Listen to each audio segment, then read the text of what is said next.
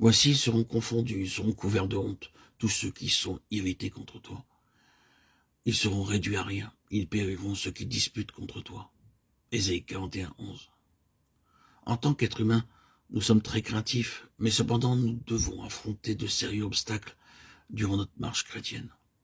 Toute crainte ou difficulté, qu'elle nous vienne sous la forme d'une tentation, d'une épreuve ou d'une souffrance, nous apparaît comme une montagne. Mais la promesse du verset 16 demeure, tu les vanneras et le vent les emportera. Tout obstacle si rude qu'il puisse être peut être absolument vaincu par la foi dans le Seigneur Jésus-Christ. Par la foi, des croyants faibles deviennent puissants, et en affirmant les promesses de Dieu, ils continuent leur marche en vainquant tous les obstacles de leur vie. Vous trouvez cette pensée clairement exprimée dans le livre des Actes. Les disciples furent menacés par le souverain sacrificateur et par les autorités supérieures. Mais tandis qu'ils priaient, le lieu trembla. Acte 4, 31, 33. Au début, les autorités les avaient menacés et s'étaient opposés à eux. Acte 4, 18, 21. Ils étaient en petit nombre. Mais comme ils dépendaient de Dieu pour recevoir de l'aide et qu'ils priaient, cette prière fit trembler le monde entier. Et ils commencèrent à battre la montagne comme on bat du blé. Allez voir, on les prenait pour des personnes ordinaires. Mais ils savaient mettre leur confiance en Dieu. C'est ainsi que tout croyant peut devenir en quelque sorte un nouvel instrument de battage efficace. Et il peut se réjouir de la victoire que le Seigneur accorde dans toute épreuve. Je ferai croître dans le désert le cèdre, l'acacia et le myrte et l'olivier.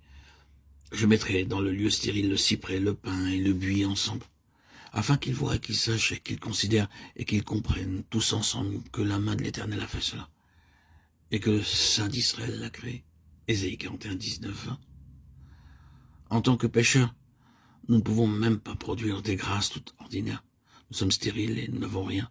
Mais le Seigneur dit, je vous rendrai semblable au cèdre, au myrte et au pin. Ce sont les arbres qui donnent le meilleur bois. Vous ne les trouverez pas dans les déserts. Ils nous rappellent toutes les vertus de Christ. Lorsque nous gardons nos regards fixés sur lui, alors son amour, sa joie, sa longanimité, sa patience peuvent être vus en nous. On va voir toute la beauté et la gloire de Jésus dans un croyant qui est préparé à être la propriété de Dieu. Je ferai marcher les aveugles sur un chemin qu'ils ne connaissent pas. Je les conduirai par des sentiers qu'ils ignorent. Je changerai devant eux les ténèbres en lumière et les endroits tortueux en plaine. Voilà ce que je ferai. Et je ne les abandonnerai pas. Ésaïe 42, 16. Les aveugles ne peuvent pas trouver leur chemin, certes. Ils peuvent se déplacer sur de courtes distances pour venir prendre la nourriture et le thé à table, mais ils ne peuvent pas parcourir seuls de longs trajets.